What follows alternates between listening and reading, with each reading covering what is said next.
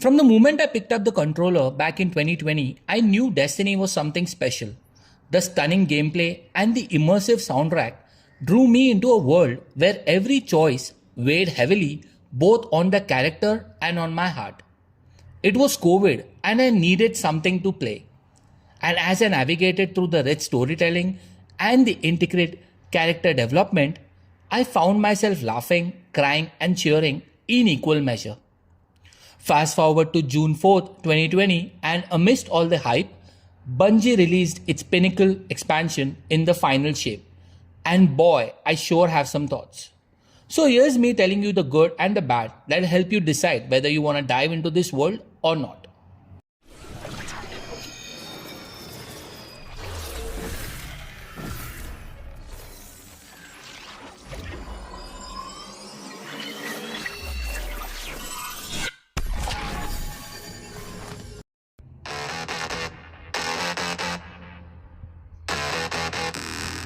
If there is one thing that Bungie does best, it's art design.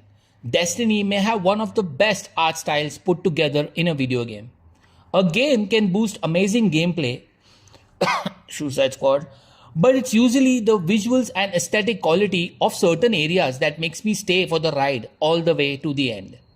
The Pale Heart of the Traveler is both minimalistic and conveys the overall narrative well. From lush green spaces to the hideous faces and sandstorms, each area is designed to draw your attention and promotes exploration. Well, it's the best part of the expansion.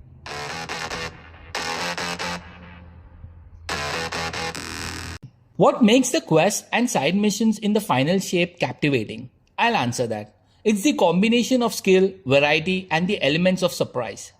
Previously, all we've been asked to do is go to location A, defend the plate, kill enemies, use certain type of object that can be a Scotch cannon, a tank, or a hive sword, and that's about it. But not here. Between juggling raid mechanics and killing hordes of enemies, you're drawn out of cover thanks to the new enemy type that's introduced in this new expansion, which provides a sense of accomplishment at each level.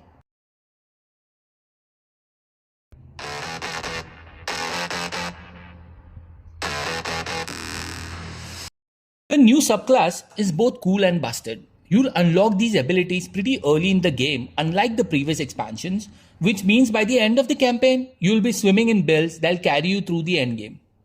There's new abilities too, with each class getting a new super, with the Titan's Axe and the Warlock's Solar ability feeling super satisfying.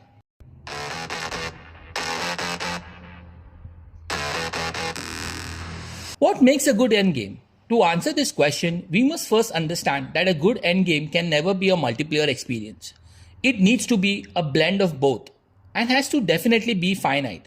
And as such, the Pale Heart is the first ever destination in the history of the game to be a solo instance, which means you can load in solo and also with a fire team, which is an optional functionality. You can also matchmake in the open world activity, but the solo instance really allows you to cement your legacy in the heart of the Traveler. With that out of the way, let's talk about what doesn't work.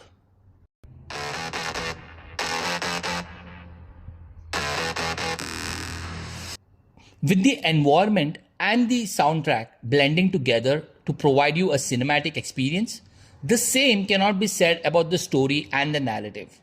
I honestly did not enjoy the campaign. It felt like a slog, especially due to the lack of our characters' involvement. And the narrative team once again, just like the previous expansion Lightfall, plummeted a fan favorite character into oblivion. We've spent the first few hours interacting with our fire team and understanding the witness's motive. The story takes a drastic turn in the later half, which left me as a viewer extremely disappointed. This is a conclusion of a 10-year-old saga, and it felt both rushed and underwhelming.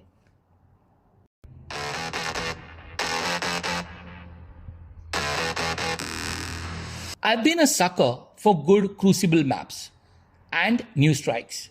Remember Destiny 1? Well, the main reason it worked was because it offered diversity in areas where we as a character indulged the most. For years now, we've struggled to get new strikes, PvP maps, and Gambit maps. The Taken King and Forsaken, both priced at $40 respectively, gave us more strikes than the rest of Destiny 2's expansions combined. With the Final Shape offering just one new strike and is priced at $10 more than the new Elden Ring DLC, that is straight up nasty.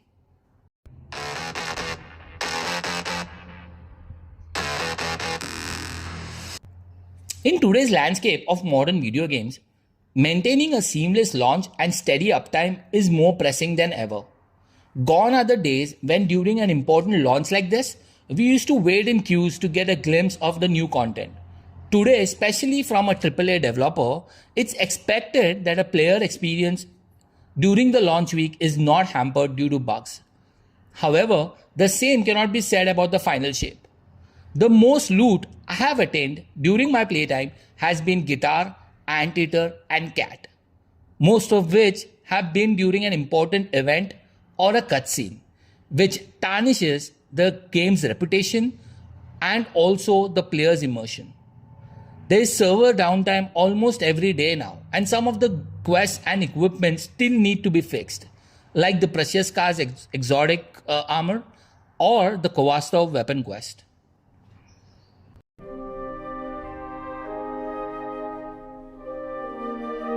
Overall, The Pale Heart is a testament to Bungie's masterful design and attention to detail. Each mission felt like a victory hard earned, especially on a legendary mode, and some characters like the Crow and Cade resonated with me on an emotional level. Destiny 2 is not just a game, it's a journey, a roller coaster of emotions that I will never forget. With that being said, I never felt a sense of satisfaction during the campaign and was left with more questions than answers once it was done. Would I recommend it? Absolutely. But not now. I'd wait till it goes on sale or comes to PlayStation Plus or your Game Pass. Overall, I'll rate it a 6 out of 10. This is Cosmic, signing off.